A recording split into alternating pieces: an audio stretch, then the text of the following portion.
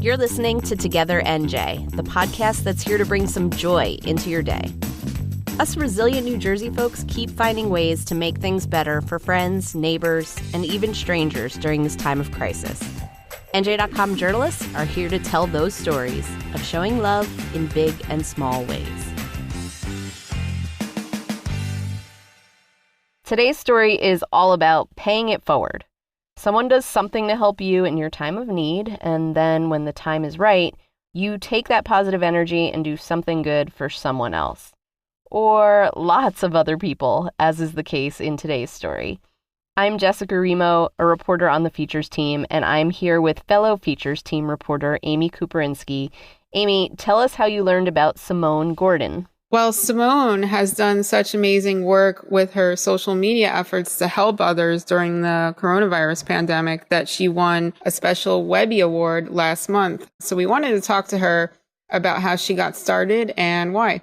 And Simone also has a really cool nickname. Yes, the Black Fairy Godmother is her name on Instagram, or more specifically, at the Black Fairy Godmother Official on Instagram. No imitators accepted, and there have been imitators. That's the coolest nickname. I love it. She told me that the nickname was a natural outgrowth of her charitable efforts. So people would say she was like this fairy godmother coming in the night, delivering food to those in need through her online fundraisers. And those she has helped, they've said things like, "You're an angel, you're a godsend." That's awesome.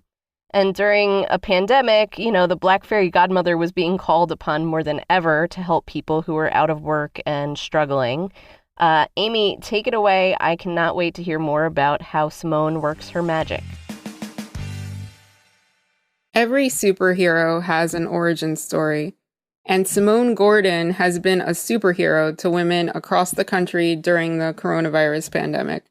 From her home in New Jersey, she's raised more than $150,000 to pay for food, housing, clothes, medicine, and more for women and single mothers across the country.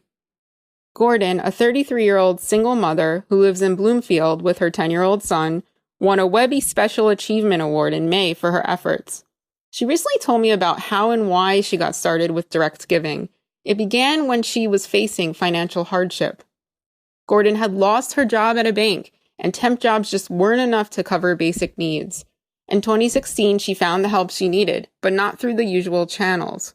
But I lost my job, and I kept calling 211, and they were giving me nonprofit and agencies. Some of the numbers were disconnected, some were going to voicemail. So I went to social media and asked people where I could get formula and Depends diapers for my son because he's autistic. And someone told me that there was a group called Reparations and Offerings, and that's where people would send you food, send you whatever you need for people who are at a disadvantage. The Facebook group, officially titled Reparations, Requests, and Offerings, was started by Seattle poet and conceptual artist Natasha Marin in 2016 to help address income inequality. In the group, people of color are invited to make requests, and white people are invited to fill those requests. I put in my first request, and I got formula, special formula from Amazon, and Depends.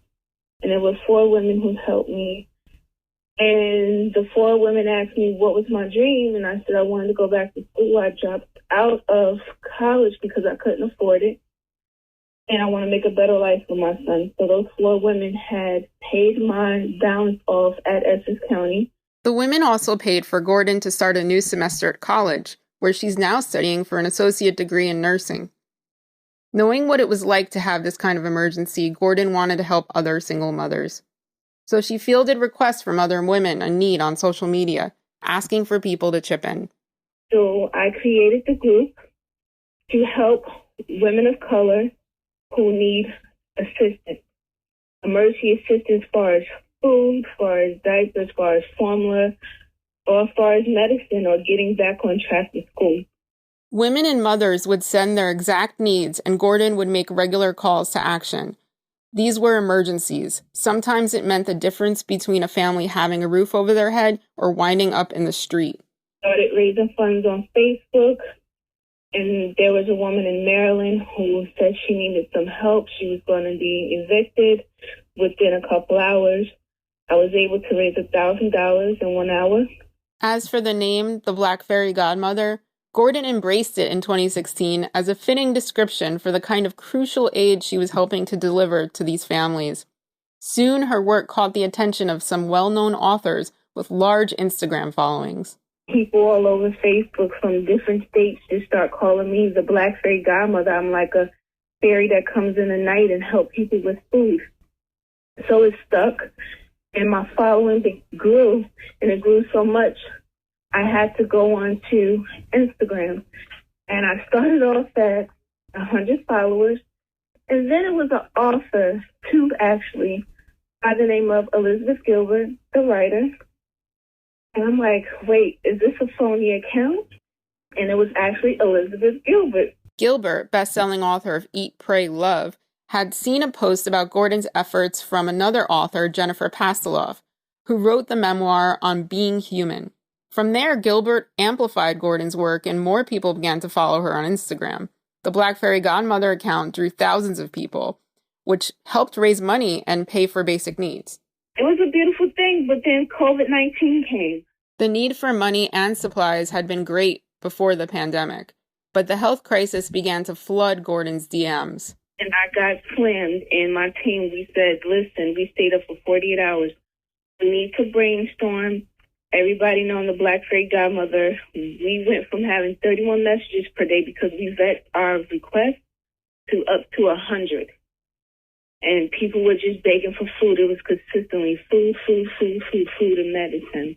Still, Gordon and her team of 12 Maine volunteers, along with many others who deliver food and household items across the country, were able to pull it off to the tune of $150,000, thanks to people who were compelled to give money to mothers for formula and basic needs.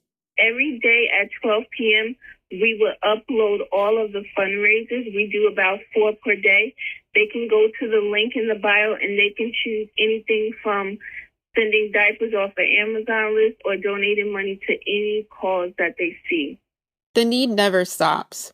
And somehow, between taking care of her son and finishing the college semester, Gordon was able to keep going, sometimes with very little sleep. Her grassroots operation comes straight from the heart. Consistently fundraising on, Instagram, it sometimes gets dry and it can be challenging because we have a deadline to feed someone, or we have a deadline to get to a pharmacy, or we have a deadline to make sure that this person has some place to sleep. So those are the challenges at times that we face. Sometimes our volunteers will use their own personal credit card and say, hey, I'll just write this off as a tax thing. And they will sacrifice on behalf of what I've done to make sure that these families get what they get. Gordon says people trust her and feel they can ask her for help because she's been there. She may be a fairy godmother now, but she knows what it's like to wish one existed. Not to bring you to the ball and give you a fancy dress, just to make sure there's food on the table. So she keeps working these miracles every day. How these women can relate is I'm the same. I'm not rich. I'm not a celebrity. We might not have the same struggles, but we all understand that it's kind of difficult when you are by yourself and you have like an emergency and you panic and you don't know what to do. And when they give you resources to contact your state officials or your local politicians, they're not always there. So what do you do as a mom and you don't have the support? Thanks for listening. If you like the show, please rate and review it on Apple Podcasts. Find more of these lovely stories and tell us yours at NJ.com/TogetherNJ. If you're enjoying Together NJ, one way to support us is to purchase a digital subscription. Visit NJ.com/supporter to learn more.